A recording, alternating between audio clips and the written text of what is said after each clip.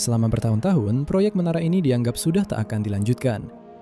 Sebuah mega proyek yang terbengkalai. Ratusan juta dolar tertahan di padang pasir. Namun, di luar dugaan, sesuatu terjadi. Menara Jeddah atau Menara Kerajaan dirancang untuk menjadi gedung pertama yang tingginya 1 kilometer. Pada akhir Desember 2025, Menara Jeddah diam-diam melewati ambang penting, 80 lantai selesai dibangun. Tapi yang benar-benar mengejutkan dunia konstruksi bukanlah jumlah lantainya, melainkan kecepatannya. Saat ini, satu lantai baru dibangun setiap 3 hari. Jika kecepatan ini terus berlanjut, bangunan ini bisa mencapai 1 km pada tahun 2028, menjadi struktur tertinggi yang pernah dibangun manusia. Jadi pertanyaannya sederhana. Apakah ini adalah kebangkitan konstruksi terbesar sepanjang masa, atau justru awal dari kehancuran berikutnya? Hari ini kita akan membahas secara detail bagaimana proyek ini bisa bangkit kembali dari ambang kehancuran. Tantangan rekayasa apa saja yang sudah berhasil diatasi dan apa yang masih bisa menggagalkan salah satu proyek konstruksi paling ambisius dalam sejarah. Karena setelah 7 tahun terhenti, memulai kembali sebuah struktur raksasa sebesar ini adalah sesuatu yang belum pernah dilakukan sebelumnya.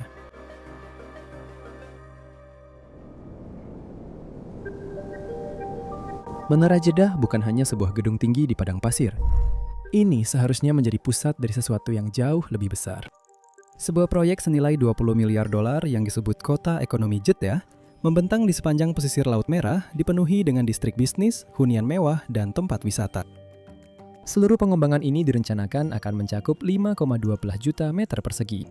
Tujuannya adalah menciptakan pusat kota baru, menarik investor internasional, mendiversifikasi ekonomi lokal, dan pada akhirnya mengurangi kemacetan di pusat kota Jeddah yang padat.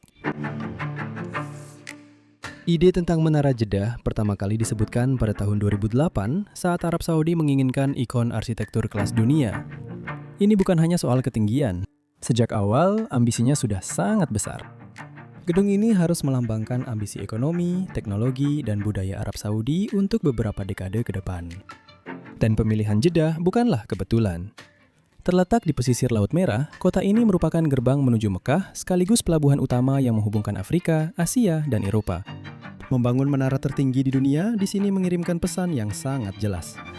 Arab Saudi sangat serius untuk menjadi pemain global dalam inovasi, pariwisata mewah, dan perdagangan internasional. Namun bahkan dengan visi, ambisi, dan uang, mewujudkan mimpi ini menjadi kenyataan akan membutuhkan upaya untuk mengatasi tantangan teknik yang belum pernah dicoba sebelumnya dalam skala sebesar ini. Dan sejak awal, menara ini memang dirancang untuk memecahkan rekor. Bukan hanya dalam hal ketinggian, tetapi juga dalam bidang rekayasa.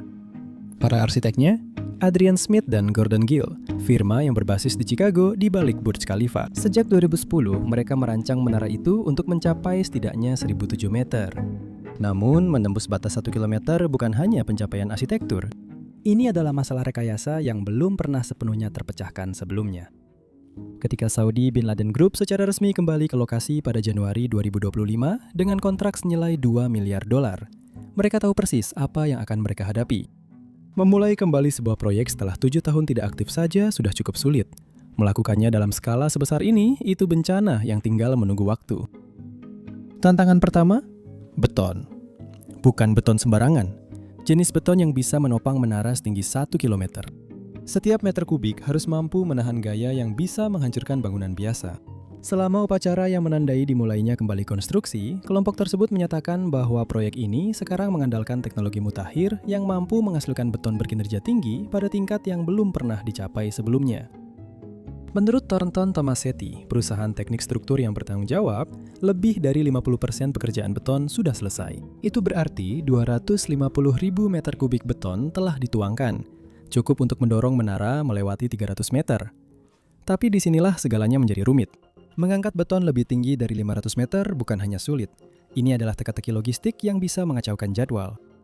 Pompa beton paling canggih di dunia bekerja pada tekanan sekitar 150 bar, mendorong beton hingga 500 meter dalam kondisi ideal. Ada rekor dunia 621 meter yang dicapai pada tahun 2015. Tapi di atas itu, pengangkutan beton menjadi jauh lebih rumit dan jauh lebih lambat. Pada titik itu, para insinyur harus menggunakan derek dan ember yang digantung. sebuah metode yang jauh lebih lambat dan lebih rumit. Setiap lantai tambahan berisiko menyebabkan keterlambatan, biaya, dan bahaya keselamatan. Dalam skala sebesar ini, bahkan keterlambatan kecil pun bisa berarti puluhan juta dolar. Itulah sebabnya untuk bagian atas Menara Jeddah diambil keputusan radikal. Baja menggantikan beton. Beralih ke baja untuk lantai atas sepenuhnya mengatasi masalah pemompaan dan mempercepat konstruksi di ketinggian ekstrim. Ini adalah trik yang sama yang digunakan pada sebagian besar pencakar langit di atas 600 meter. Bahkan Burj Khalifa juga menggunakan strategi ini.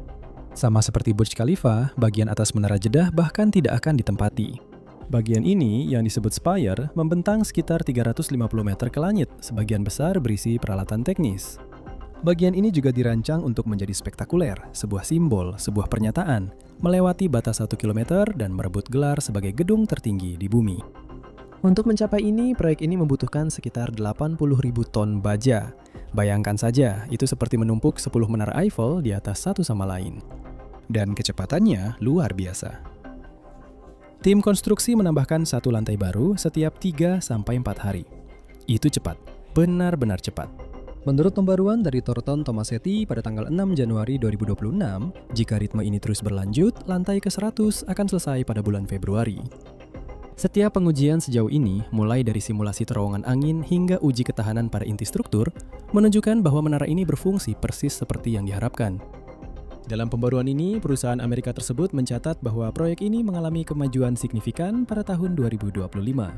Dan bahwa tim sekarang menggabungkan inovasi teknis mutakhir dengan pemodelan komputer canggih untuk memastikan menara dapat menahan gaya angin pada ketinggian 1.000 meter di atas permukaan tanah. Pada ketinggian seperti ini, angin bukan sekedar faktor. Ia menjadi kekuatan alam yang cukup kuat untuk mendorong sebuah bangunan ke samping hingga beberapa meter. Untuk memberikan gambaran, sebuah gedung pencakar langit setinggi 500 meter harus menahan gaya angin hingga 60 kali lebih besar dibandingkan bangunan konvensional setinggi 60 meter. Sekarang bayangkan jika tingginya dilipat gandakan. Pada skala Menara Jeddah, batasan rekayasa memasuki wilayah yang benar-benar belum pernah dijelajahi.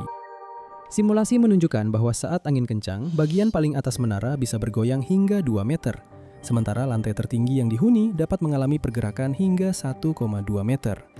Angka-angka itu terdengar ekstrim, bahkan hampir mengkhawatirkan. Tapi untuk struktur sebesar ini, angka-angka tersebut tidak hanya dapat diterima, tapi juga sudah diperkirakan. Pergerakan ini bukanlah tanda kelemahan. Itu adalah tanda bahwa struktur ini terkendali. Menara itu tidak melawan angin. Menara itu menyerap energinya, membengkok secukupnya untuk mencegah kerusakan. Dan kunci kendali itu berawal dari bentuknya sendiri. Tapak dasar Menara Jeddah, yang sering digambarkan sebagai bentuk 3 kelopak, sebenarnya tidak pernah soal estetika.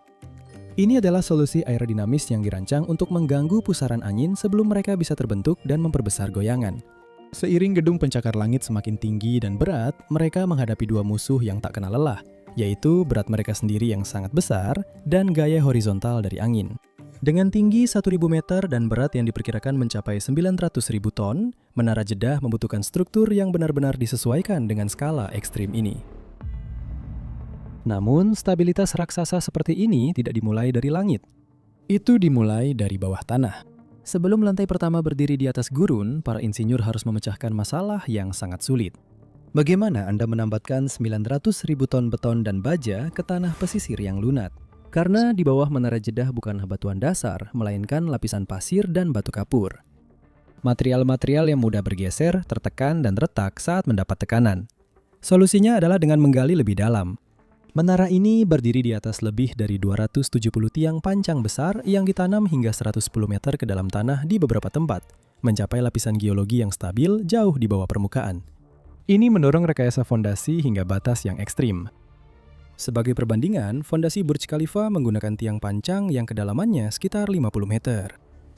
Tiang-tiang ini diikat bersama oleh pelat beton bertulang raksasa yang tebalnya hampir 5 meter. Selain itu, kedekatan dengan Laut Merah menghadirkan musuh lain, yaitu korosi air asin. Untuk mengatasinya, para insinyur menggunakan mixer beton berkinerja tinggi dan tulangan baja khusus yang dirancang untuk tahan terhadap puluhan tahun salinitas, kelembapan, dan suhu ekstrim. Setiap tahap fondasi dipantau secara waktu nyata. Inspeksi terus-menerus dan sensor yang tertanam jauh di bawah tanah melacak bagaimana tanah bergerak dan bagaimana perilaku beton. Pada tingkat kompleksitas seperti ini, tidak ada ruang untuk perkiraan karena Menara Jeddah tidak dirancang untuk bertahan selama beberapa tahun. Menara ini dirancang untuk bertahan selama puluhan tahun. Memulai kembali sebuah lokasi konstruksi itu sulit. Memulai kembali pembangunan gedung tertinggi yang pernah dicoba setelah 7 tahun tidak aktif adalah hal yang benar-benar berbeda. Ketika para pekerja kembali pada awal tahun 2025, mereka tidak kembali ke lokasi yang kosong. Mereka kembali ke sebuah menara yang sudah ratusan meter tingginya, yang telah terpapar selama bertahun-tahun oleh panas, kelembapan, angin kencang, dan iklim pesisir Laut Merah yang keras. Sebelum menambah satu lantai baru pun, para insinyur harus menjawab satu pertanyaan penting. Apakah semuanya masih aman? Laporan media mengatakan bahwa pemerintah Arab Saudi mengambil alih kendali manajerial atas Saudi Bin Laden Group, perusahaan konstruksi terbesar di Arab Saudi. Konstruksi telah dihentikan pada tahun 2018 setelah menara tersebut mulai menjulang di atas permukaan tanah. Penghentian tersebut disebabkan oleh kesulitan keuangan, ketegangan internal dengan Saudi Bin Laden Group, dan konteks politik yang kompleks di Arab Saudi. Arab Saudi, puluhan pangeran dan pejabat pemerintah telah ditahan dalam penumpasan korupsi yang sangat disorot. Menara yang belum selesai itu menjadi simbol dari sebuah proyek yang dianggap terlalu ambisius atau bahkan mustahil untuk diselesaikan. Banyak orang percaya bahwa Menara Jeddah tidak akan pernah selesai. Namun pada akhir tahun 2024 semuanya berubah. Proyek ini secara resmi diluncurkan kembali dengan kerangka kontrak baru, dukungan keuangan yang lebih jelas, dan dukungan politik yang kuat untuk memastikan proyek ini selesai. Ketika tim-tim kembali pada Januari 2025, tantangannya sangat besar. Situs tersebut harus diaktifkan kembali, struktur yang sudah ada diperiksa, standar teknis diperbarui, dan logistik dibangun ulang. Audit menyeluruh dilakukan untuk memastikan beton, tulangan baja, dan fondasi tidak mengalami kerusakan setelah bertahun-tahun terpapar waktu dan iklim. Hanya setelah itu, konstruksi skala besar dapat dilanjutkan kembali dengan aman. Setelah itu terjadi, peningkatannya berlangsung dengan cepat.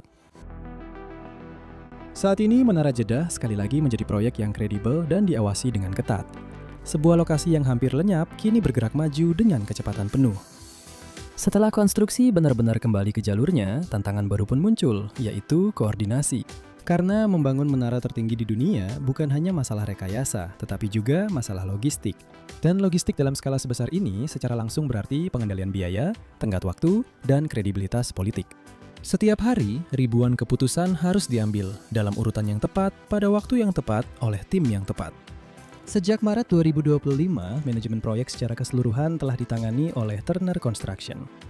Perusahaan tersebut yang dikenal atas karyanya pada mega proyek internasional besar telah menggambarkan lokasi Menara Jeddah sebagai salah satu lingkungan konstruksi paling kompleks di dunia.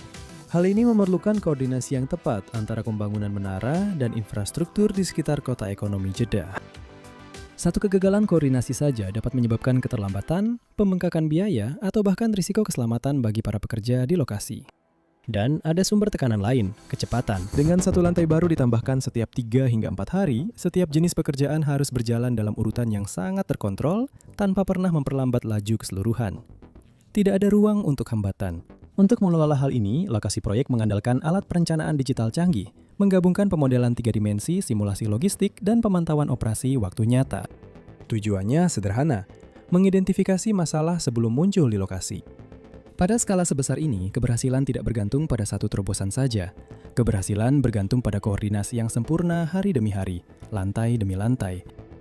Pada ketinggian 1 km di atas tanah, tangga bukanlah pilihan. Tanpa lift, Menara Jeddah tidak mungkin bisa dihuni. Dan merancang lift untuk gedung setinggi ini mungkin menjadi salah satu masalah rekayasa teknik tersulit dari seluruh proyek ini. Karena memindahkan orang secara vertikal melewati 168 lantai bukan hanya soal kecepatan, tapi juga soal keamanan, kenyamanan, dan keandalan. Untuk mengatasi tantangan ini, proyek ini mengandalkan KON, spesialis lift asal Finlandia. Secara total, 59 lift akan dipasang di dalam menara, termasuk 5 lift 2 tingkat yang mampu mengangkut 2 kelompok penumpang sekaligus. Namun sistemnya tidak bekerja seperti gedung pencakar langit pada umumnya. Tidak ada lift yang berjalan langsung dari lantai dasar ke puncak. Sebagai gantinya, menara ini diatur di sekitar 3 lobi transfer utama. Penumpang pertama-tama naik lift ekspres ke salah satu sky lobby ini, lalu berganti ke lift lain yang melayani zona berbeda di gedung tersebut. Pendekatan ini menghindari kebutuhan akan kabel yang sangat panjang. Di seluruh menara, lantai teknis dan area pengungsian diintegrasikan untuk keselamatan kebakaran dan keadaan darurat. Bagi KON, Menara Jeddah adalah ujian utama untuk teknologi ultra-rope miliknya. Tidak seperti kabel baja tradisional, ultra-rope terbuat dari serat karbon. Ultra-rope ini lebih ringan, lebih kuat, dan jauh lebih tahan lama. Hal ini mengurangi berat sistem lift, meningkatkan efisiensi energi, dan memperpanjang masa pakai. Berkat teknologi ini, setiap lift dapat mengangkut hingga 26 orang atau sekitar 2 ton per perjalanan, 2 kali lipat pada model double deck. Dalam hal kecepatan, lift akan melampaui 10 meter per detik atau lebih dari 36 km per jam. Cepat, tapi sengaja dikendalikan. Sementara beberapa menara seperti Menara Shanghai mencapai kecepatan mendekati 20 meter per detik. KON memilih keseimbangan yang berbeda. Kecepatan yang lebih tinggi dapat mengurangi kenyamanan, terutama selama perjalanan vertikal yang panjang. Menurut KON, sekitar 36 km per jam adalah kecepatan optimal untuk meminimalkan ketidaknyamanan akibat percepatan dan perlambatan. Tanpa sistem lift canggih ini, Menara Jeddah tidak akan menjadi gedung pencakar langit. Bahkan tidak akan bisa digunakan. Itu hanya akan menjadi struktur kosong tertinggi yang pernah dibangun. Setelah selesai dibangun, Menara Jeddah akan berfungsi sebagai kota vertikal. Menara ini akan menampung ruang perkantoran, lebih dari 400 apartemen dan hunian mewah, serta hotel bintang 5 dengan hampir 200 kamar. Menara ini juga akan mencakup restoran mewah, spa, pusat kebugaran, kolam renang, dan berbagai fasilitas yang dirancang agar bangunan ini benar-benar layak huni. Namun, fitur yang paling spektakuler berada jauh di atas segalanya. Pada ketinggian 630 meter di atas permukaan tanah, Menara Jeddah akan memiliki dek observasi yang menjorok keluar. Setelah selesai dibangun, ini akan menjadi dek observasi tertinggi di dunia. Dari platform ini, para pengunjung akan dapat melihat Laut Merah, gurun, dan seluruh kota Jeddah yang membentang hingga ke Cakrawala. Tidak cocok untuk mereka yang mudah mengalami vertigo. Jika jadwal saat ini tidak berubah, Menara Jeddah diperkirakan akan selesai pada Agustus 2028. Dengan tinggi setidaknya 173 meter melebihi Burj Khalifa, menara ini akan menjadi struktur tertinggi yang pernah dibangun. Namun, itu bukan sekadar rekor. Menara ini juga akan menjadi simbol fisik dari visi Arab Saudi 2030 dan ambisinya untuk membentuk kembali masa depannya di luar minyak. Namun, ini tidak akan mengakhiri perlombaan menuju langit. Proyek-proyek yang bahkan lebih tinggi sudah mulai dibicarakan. Salah satunya adalah Rise Tower yang diusulkan di Riyadh, sebuah gedung pencakar langit yang diperkirakan menelan biaya 5,3 miliar dolar, dirancang untuk mencapai ketinggian yang hampir tak terbayangkan, yaitu 2 km. Namun untuk saat ini, semua mata tetap tertuju pada Jeddah. Karena saat ini di sepanjang pesisir Laut Merah, salah satu proyek konstruksi termahal dan paling ambisius dalam sejarah modern sedang dibangun. 1 lantai setiap 3 hari. Pembangunan menara ini melaju pesat, tapi apakah laju ini bisa dipertahankan? Apakah Agustus 2028 benar-benar akan menjadi garis akhir? Jika tidak ada lagi gangguan, dan itu masih tanda tanya besar, sangat mungkin hal itu terjadi. Dan saya akan memantau proyek ini dengan saksama. Jadi jika Anda ingin tetap mendapatkan informasi terbaru tentang megaproyek paling ekstrim di planet ini, pastikan untuk berlangganan. Sampai jumpa di Looking For.